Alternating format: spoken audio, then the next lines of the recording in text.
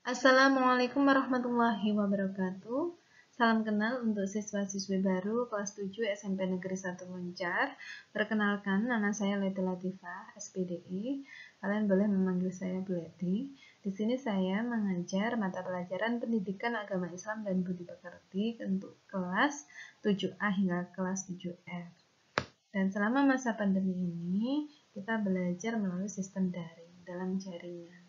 Jadi saya harap kalian bisa belajar di rumah dengan baik meskipun tidak bisa belajar di sekolah untuk sementara waktu ini. Untuk semester 1 ada beberapa bab yang harus kalian pelajari. Dan pada pertemuan ini kita akan pelajari dulu bab pertama, yaitu lebih dekat dengan Allah Subhanahu wa Ta'ala yang sangat indah namanya. Sebelum kita masuk materi, ada baiknya kalian wajib mengetahui kompetensi dasar. Kompetensi ini adalah hal yang harus kalian kuasai. Kompetensi dasar yang harus kalian kuasai dalam bab ini, yang pertama, KD 1.1, kalian harus memahami makna Asmaul Husna Al-Alim, Al-Khabir, As-Sami, dan Al-Basir. Kemudian, setelah bisa memahami itu, KD selanjutnya, KD 4.1, kalian harus menyajikan contoh perilaku yang mencerminkan orang yang meneladani Asmaul Husna, Al-Alim, Al-Khabir, As-Sami, dan Al-Basir.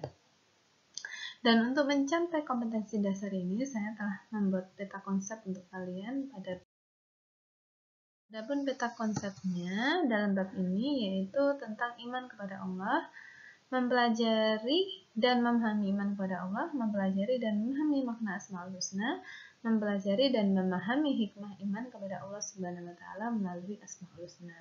Ketika kalian sudah menguasai ini, baru nanti kalian bisa menerapkan perilaku melalui contoh yang mencerminkan keteladanan terhadap Asmaul Husna.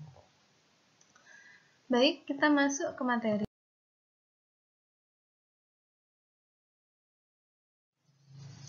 Materinya adalah tentang iman kepada Allah Subhanahu wa Ta'ala. Sebelum saya menjelaskan tentang arti iman kepada Allah Subhanahu wa Ta'ala, saya jelaskan dulu tentang iman itu sendiri apa. Jadi pada dasarnya manusia memerlukan bekal untuk mengarungi sebuah kehidupan, ya, di dunia maupun di akhirat. Iman merupakan bekal utama bagi seseorang untuk menentukan arah kehidupannya. Jadi hidup tanpa dilandasi iman ibarat orang itu tersesat, terombang-ambing, tidak tahu arah tujuannya. Ya, tidak tahu harus melangkah kemana. Betapa pentingnya masalah keimanan ini sehingga sebagai muslim kita semua harus betul-betul memahami hakikat iman, cara beriman, dan kepada siapa kita harus beriman. Nah, iman itu apa sih? Iman sendiri adalah percaya. Sedangkan menurut istilah, iman berarti percaya dan meyakini dengan sepenuh hati, mengucapkan dengan lisan, dan membuktikannya dengan perbuatan. Tanda-tanda keimanan dalam diri seseorang dapat terlihat dari amal perbuatan yang dikerjakan, karena kepribadian diri seseorang merupakan pancaran dari iman yang ada di dalam diri seseorang. Ya, jadi kalau kita beriman kepada Allah, kita percaya, kita meyakini dengan sepenuh hati bahwa Allah itu ada, Allah itu Tuhan kita. Baru kita mengucapkannya dengan lisan, dengan syahadat, dua kalimat syahadat, yaitu asyhadu alla ilaha illallah wa asyhadu anna muhammadar rasulullah. Saya bersaksi bahwa tiada Tuhan selain Allah dan Nabi Muhammad adalah utusan Allah. Kemudian kalau kita sudah mengucapkannya, kita sudah mengakui bahwa kita percaya Allah, bahwa kita orang Islam, maka kita juga harus melakukannya dengan perbuatan. Dengan apa? Dengan sholat, puasa, zakat, naik haji jika mampu, berbuat baik, dan lain sebagainya. Nah, iman kepada Allah Subhanahu wa Ta'ala ini merupakan pokok dari seluruh iman yang tergabung dalam rukun iman. Nah, rukun iman sendiri itu ada 6. Iman kepada Allah ini merupakan rukun iman yang pertama. Dengan demikian, keimanan kepada Allah harus tertanam dengan benar kepada diri kita. Sebab jika iman kepada Allah tidak tertanam dengan benar, kekeliruan ini akan berlanjut terhadap keimanan kepada malaikat, kitab, rasul, hari kiamat, serta qada dan qadar. Sebagaimana firman Allah Subhanahu wa taala dalam Quran surat An-Nisa ayat 136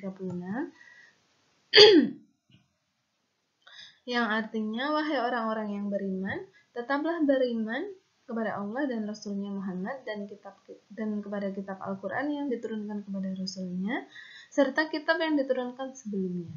Barang siapa ingkar kepada Allah, malaikat-malaikatnya, kitab-kitabnya, rasul-rasulnya dan hari kemudian, maka sungguh orang itu telah tersesat sangat jauh.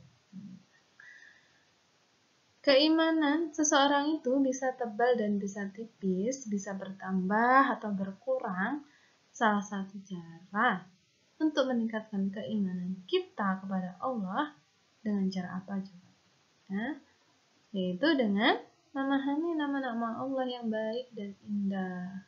Kita bisa meningkatkan keimanan kita dengan selalu membaca Al-Quran, dengan melihat alam semesta, dan dengan mengenal nama-nama Allah Subhanahu wa taala. Biasanya kita Asmaul Husna. Apa artinya Asmaul Husna? Asmaul Husna itu adalah nama-nama Allah Subhanahu wa taala yang baik. Di sini kita akan mempelajari 4 Asmaul Husna. Yang pertama adalah Al-Alim. Al-Alim sendiri itu adalah Allah Maha Mengetahui. Allah Subhanahu wa taala Maha mengetahui yang tampak ataupun yang gaib. Jadi yang tidak tampak ataupun yang tampak Allah Maha mengetahui. Pengetahuan Allah itu tidak terbatas. Sedangkan kita manusia pengetahuannya terbatas. Contohnya misalkan kita hanya tahu beberapa jumlah saja. Contohnya saya mengetahui jumlah siswa di kelas ada 32, tapi saya tidak bisa mengetahui berapa jumlah ikan yang ada di lautan. Karena apa? Kemampuan manusia untuk mengetahui itu terbatas, sedangkan Allah tidak terbatas. Allah mengetahui segalanya, Allah menciptakan semuanya, jadi Allah bisa mengetahui segala apapun yang ada di alam semesta. Kemudian yang kedua yaitu Al-Khabir, yaitu Allah Maha Waspada atau teliti. Allah mengetahui perkara yang tersembunyi, menciptakan miliaran makhluk dengan berbagai ragamnya. Semuanya diketahui Allah dengan detail, penuh kecermatan dan kewaspadaan. Ya. Jadi Allah tidak pernah salah sasaran dalam menciptakan apapun ataupun berbuat sesuatu tanpa pertimbangan itu tidak pernah salah sasarannya. Allah selalu menciptakan apapun dengan penuh pertimbangan, kewaspadaan dan ketelitian. Itu Allah Subhanahu wa taala. Kemudian selanjutnya adalah As-Sami. As-Sami adalah Allah Maha mendengar semua suara apapun yang ada di alam semesta. Allah bisa mendengar pembicaraan dalam hati. Kita bicara dalam hati pun Allah sudah tahu. Bahkan Allah mendengar apa yang akan kita bicarakan. Pendengaran Allah itu tidak terbatas. Kemudian selanjutnya Al-Basir. Al-Basir adalah Allah Maha melihat. Allah bisa melihat apapun yang ada di dunia. Allah bisa melihat suatu perbuatan kita, perbuatan baik, perbuatan jelek. Allah bisa melihatnya. Ya, Allah bisa memantau seluruh alam semesta ini. Demikian itu pengertian dari 4 Asmaul Husna ini. Saya harap kalian bisa memahami, tidak hanya mengetahui artinya saja, tapi kalian bisa memahami maknanya. Kalau sudah, coba cermati gambar berikut ini. Di sini ada 5 gambar. Gambar pertama dan kedua sama-sama anak sedang belajar. Yang pertama belajar mata pelajaran dan yang kedua adalah belajar mengaji. Kalau kita beriman kepada Allah, kita yakin Allah itu Maha mengetahui, maka kita sebagai manusia harus juga meneladani.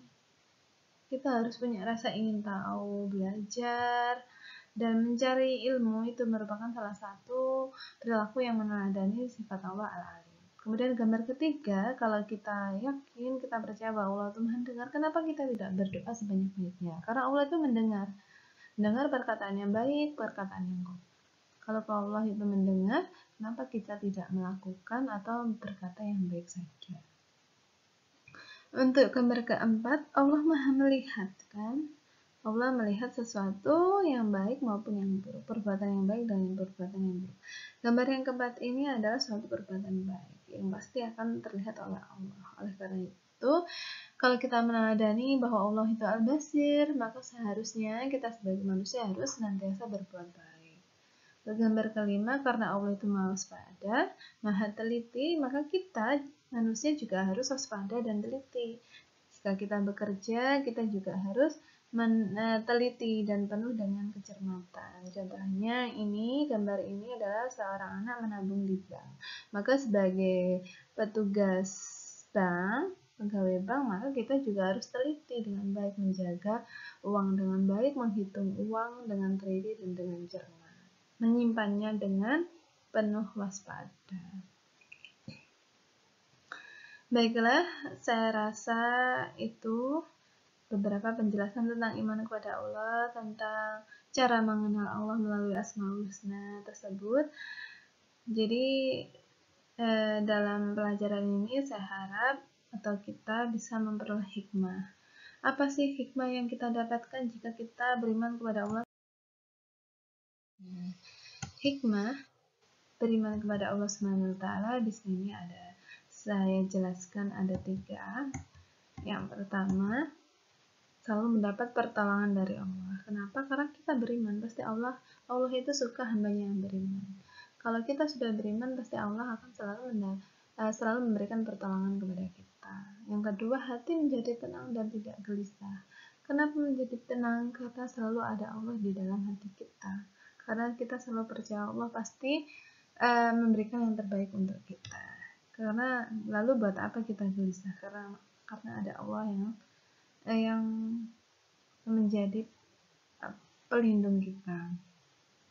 Yang ketiga, hikmahnya adalah sepanjang masa hidup kita tidak akan pernah merasa rugi. Kenapa? Karena pada dasarnya hidup ini untuk Allah dan akan kembali kepada Allah Subhanahu wa taala. Baiklah, itu saja materi yang saya sampaikan pada pertemuan ini. Untuk lebih jelasnya kalian bisa membaca sendiri materi yang akan saya berikan melalui file PDF, dan kalian juga bisa melihatnya di YouTube video tentang iman kepada Allah Subhanahu wa taala. Baiklah, semoga kalian menjadi murid yang berakhlak baik, be a good and smart student. Jadi siswa yang baik dan pintar dan senantiasa beriman kepada Allah Subhanahu wa taala. Demikian, wassalamualaikum warahmatullahi wabarakatuh.